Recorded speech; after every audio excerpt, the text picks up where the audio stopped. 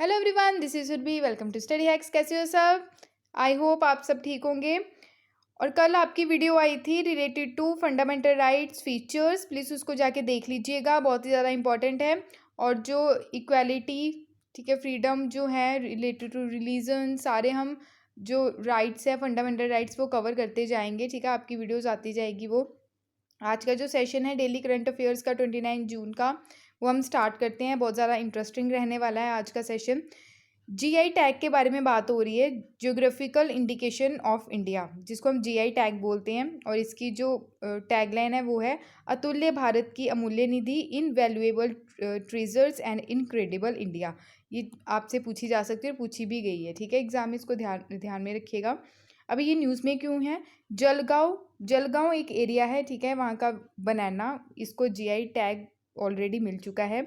अभी क्यों न्यूज़ में है ये देख लेते हैं। क्योंकि इसको एक्सपोर्ट करने की बात की जा रही है दुबई में। ठीक है, इसको दुबई भेजा जाएगा, एक्सपोर्ट किया जाएगा from Tandalwadi village, Jalgaon district of Maharashtra से। ठीक है, इसको जीआई सर्टिफिकेट का दर्जा मिल चुका है। 2016 में इसको जीआई टैग से नवाजा गया, यानी कि 2016 में इसको जलगांव बनाना को गॉड जीआई सर्टिफिकेशन दिया गया। इंडिया का वर्ल्ड्स लीडिंग प्रोड्यूसर जो है बनाना का, यानी कि वो शेयर करता है, अराउंड 25% टोटल आउटपुट निकल के आती है। अगर इसके प्रोडक्शन की बात करें तो बनाना जो है वाइडली ग्रोन अप किया जाता है ट्रॉपिकल, सब tropical and coastal region of India में। आंध्र प्रदेश जो है सबसे ज़्यादा लार्जेस्ट प्रोड्यूसर है हमारे इंडिया में रिलेटेड टू जलगांव बनाना। उसके बाद गुजरात, तमिलनाडु, महाराष्ट्र, केरला, उत्तर प्रदेश, बिहार एंड मध्य प्रदेश। आपसे एग्जाम में यही पूछा जाएगा कि हमारे इंडिया में सबसे लार्जेस्ट प्रोड्यूसर कौन सी स्टेट है रिलेटेड टू बनाना, वो है आंध्र प्रदेश। आई होप आपको ये सारी चीज़ क्लियर हुई होगी। नेक्स्ट चलते हैं, जीआई टैग के बारे में पढ़ लेते हैं थोड़ा। ज्योग्राफिकल इंडिकेशन क्या रहता है? किसी ज्योग्राफिकल ओरिजन, यानी कि किसी ज्योग्राफिकल एरिया में उसकी यूनिक या फिर एवोल्यूशन रहता है ओवर सेंचुरीज का, उसको स्पेशलाइज्ड क्वालिटी में रखा जाता है, जो गवर्न की जाती है geographical indication of goods registration and protection act 1999 के तहत। और ये इशू किसके द्वारा किया जाता है? ज्योग्राफिकल इंडिकेशन रजिस्ट्री जो चेन्नई में है उसके द्वारा इशू किया जाता है। प्रोवाइड करवाता है, ये लीगल प्रोटेक्शन प्रोवाइड करवाता है जिसको जीआई टैग का दर्जा मिल चुका है किसी भी प्रोडक्ट को। Indian geographical indication. क्वेश्चन यहाँ से बनता है कि सबसे पहला जीआई टैग कौन सी चीज़ को दिया गया? वो है दार्जिलिंग टी। ठीक है, दार्जिलिंग कहाँ? वेस्ट बंगाल में। कब दिया गया? 2004 और 5। क्लियर। नेक्स्ट है, बहुत ही इंपॉर्टेंट है, संकल्प से सिद्धि स्कीम। ये मिशन है रिलेटेड टू किससे? जो फॉरेस्ट से निकल के आती है ना चीज़ें, वन धन। ठीक है, फॉरेस्ट जो रिसोर्सेज रहते हैं, मटेरियल जो रहता है, उसको क्या करना है? मार्केट में लेके आना और एक्सपोर्ट करना है अलग अलग कंट्रीज़ में। तो ये बेसिकली क्या है? मिशन है Sankalp se Siddhi mission Vandhan. Ministry of tribal affairs की अगर बात करें, उनके द्वारा लॉन्च किया गया था ट्राइबल लिवलीहुड इनिशिएटिव, जिसका नाम है संकल्प से सिद्धि मिशन वंधन। ट्राइफाइड की फुल फॉर्म बताइएगा आप मेरे को। ठीक है, बहुत ज़्यादा न्यूज़ में रहती है। इनके द्वारा प्लान किया गया कि हमने क्या करना है? एक्सपैंड करना है ऑपरेशंस के थ्रू, यानी कि स्ट्रैटेजी लेके आनी है कि कैसे कैसे इस स्कीम को डिफरेंट डिफरेंट मिनिस्ट्रीज या डिपार्टमेंट के द्वारा लॉन्च किया जाए।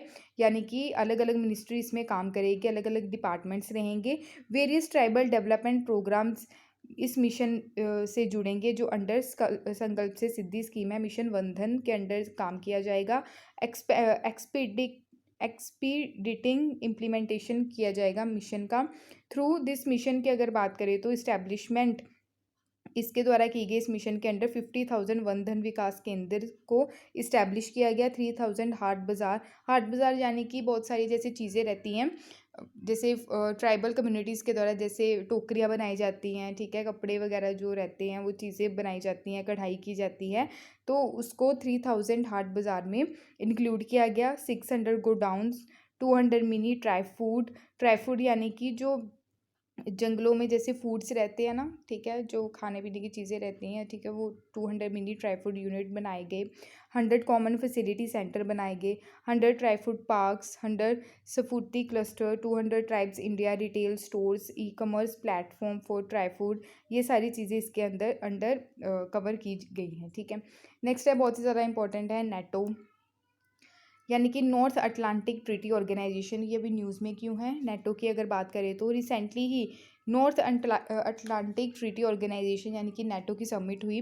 उसमें फर्स्ट टाइम नेटो के द्वारा रिकॉग्नाइज किया गया कि चाइना जो है वो काफ़ी ज़्यादा सिक्योरिटी सिक्योरिटी के पॉइंट ऑफ व्यू से काफ़ी ज़्यादा रिस्क हो सकता है, ठीक है, अगर सिक्योरिटी के पॉइंट ऑफ व्यू की बात करें तो चाइना। और इसके अलावा टू और थ्रेट्स आइडेंटिफाई किए गए हैं नेटो के द्वारा, यानी कि Russia and terrorism. Russia and terrorism भी नेटो के द्वारा ये कंसीडर किया गया है कि ये काफ़ी ज़्यादा थ्रेट का काम कर रहे हैं, यानी कि खतरा बहुत ज़्यादा साबित हो सकती है रशिया और टेररिज्म। नेटो जो है इसको इस्टेब्लिश किया गया था, नॉर्थ अटलांटिक ट्रीटी इसको बोला जाता है, वॉशिंगटन ट्रीटी भी बोला जाता है, ठीक है, ध्यान में रखिएगा इसको। वॉशिंगटन ट्रीटी किसको बोला जाता है? नॉर्थ अटलांटिक ट्रीटी को, जो 4 अप्रैल 1949 में इसको इस्टेब्लिश किया गया था। इसके हेडक्वार्टर्स कहाँ पे है? ब्रुसेल्स, बेल्जियम में इसके हेडक्वार्टर है। अगर बात करें कोल्ड वॉर के ड्यूरेशन से, नेटो काफ़ी सक्सेसफुल रहा। इसके द्वारा यूरोप और अटलांटिक में काफ़ी बड़ा रोल प्ले किया गया।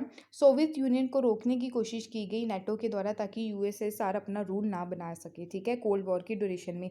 पोस्ट कोल्ड वॉर एरा जब आया, यानी कि सोवियत यूनियन कोलैप्स हुआ, सोवियत यूनियन जो था यूएसएसआर 1990s में कोलैप्स हुआ, अलग अलग कंट्रीज निकल गए, कजाकिस्तान, उज्बेकिस्तान, तुर्कमेनिस्तान, ठीक है।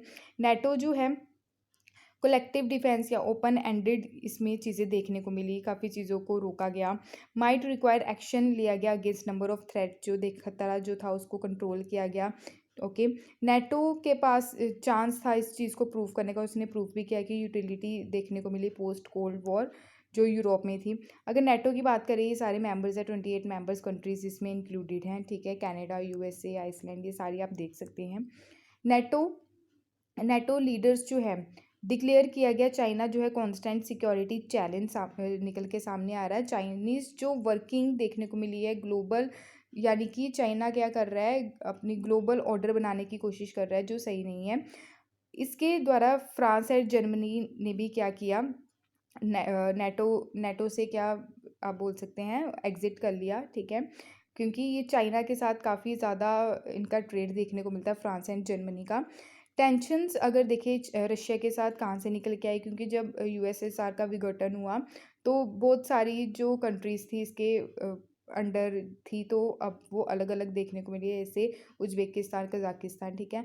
रशिया क्या कर रहा है कि जैसे क्रीमिया वाला इशू हमने देखा, ठीक है, नेटो जो कर रहा है कि कई जो रीजंस है वो अपने अंडर में लाने की कोशिश कर रहा है, अपना पार्ट बनाने की कोशिश कर रहा है। रशिया बोल रहा है कि अगर हमारे हमारे एरिया में नेटो घुसेगा तो रशिया तो बोलेगा ही, ठीक है। तो ये सारी चीज़ें निकल के आ रही हैं, क्योंकि पहले से ही रशिया को बहुत सारा क्रिटिसाइज़ किया गया इंटरनेशनल लेवल पे, जब रशिया ने यूक्रेन का जो पार्ट था क्रीमिया उसको अपने अंडर ले लिया, क्योंकि वो ब्लैक सी के अंडर था, क्योंकि रशिया क्या करता है कि ब्लैक सी में अपना दबदबा बनाए रखने की कोशिश कर रहा है। तो जॉर्जिया, मोल्डोवा नाटो के द्वारा अक्यूज कर लिए गए, ठीक है।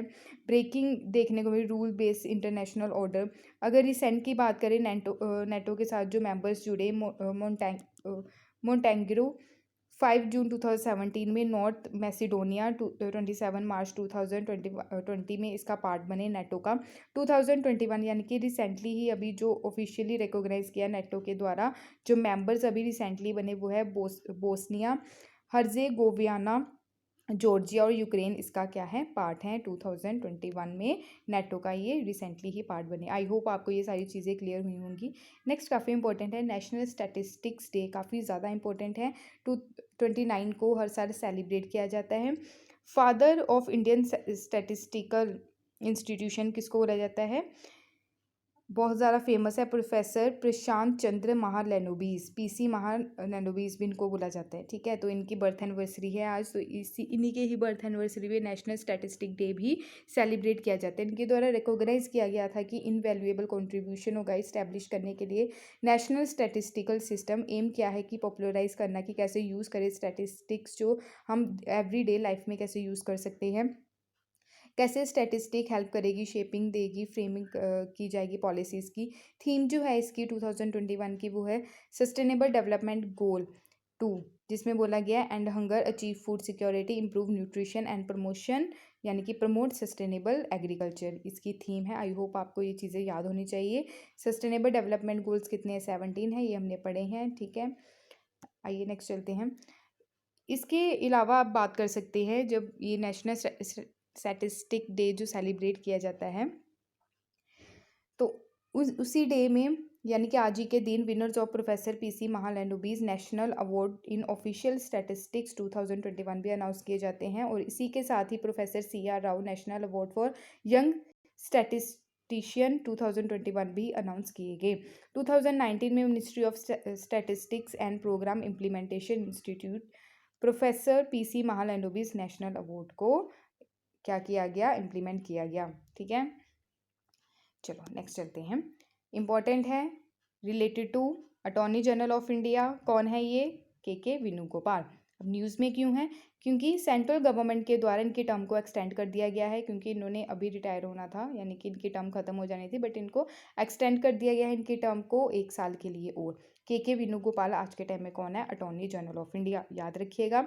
सेकेंड टाइम सेंटर के द्वारा टेंडर को क्या किया गया? एक्सटेंड किया गया है। वेणुगोपाल ने रिसीव किया फर्स्ट एक्सटेंशन टर्म 2020 से। इनको अपॉइंट किया गया as a 15th attorney general of India कब? 2017 में।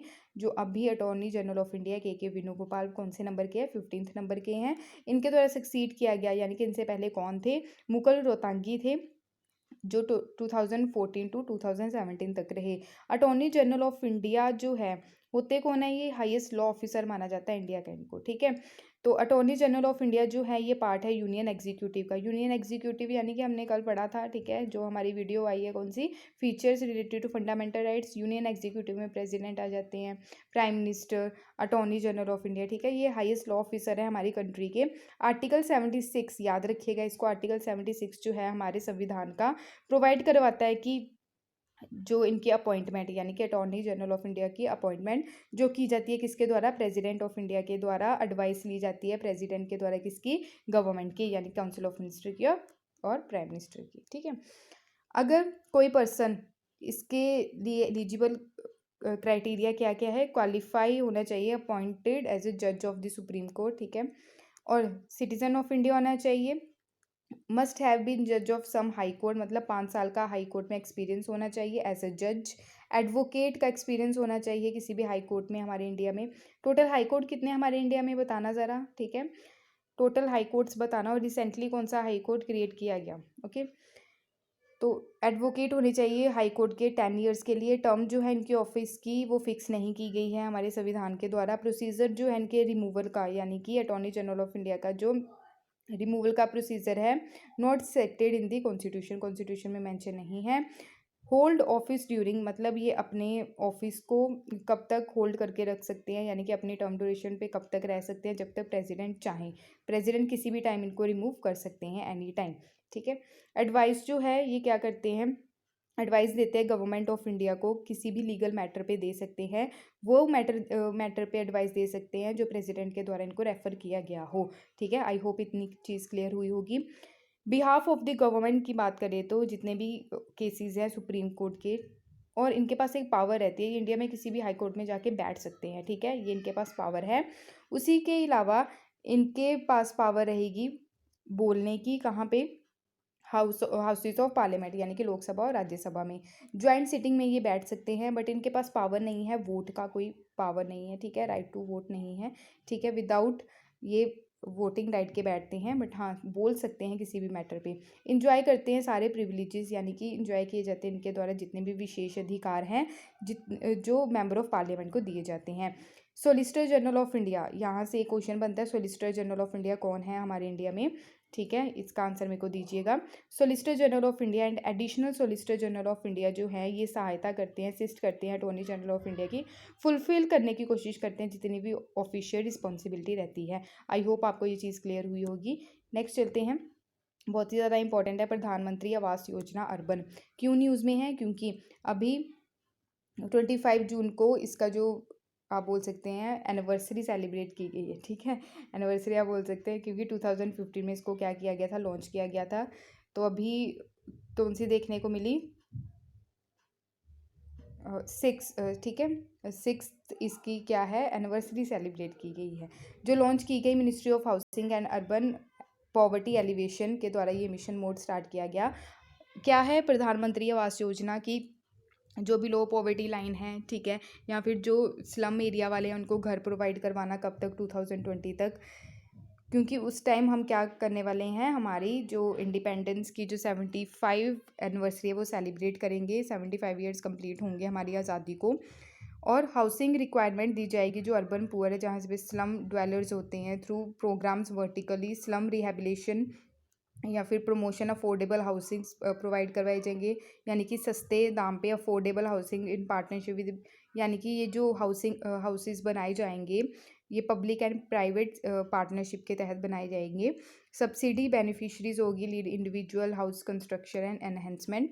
हाउसेस जो है वो अलॉट किए जाएंगे, यानी कि जो रजिस्ट्री वगैरह होती है ना वो अडल्ट फीमेल मेंबर के नाम पे होगी और इन जॉइंट नेम। प्रेफरेंस दी जाएगी स्पेशली जो पर्सन विद डिसेबिलिटी हैं, SC ST OBC है, माइनॉरिटी एंड ट्रांसजेंडर को।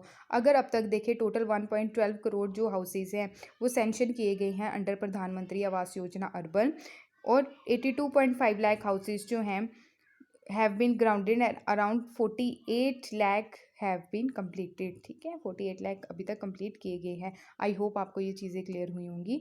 नेक्स्ट है बड़ी इंटरेस्टिंग सी न्यूज़ है ये, ठीक है।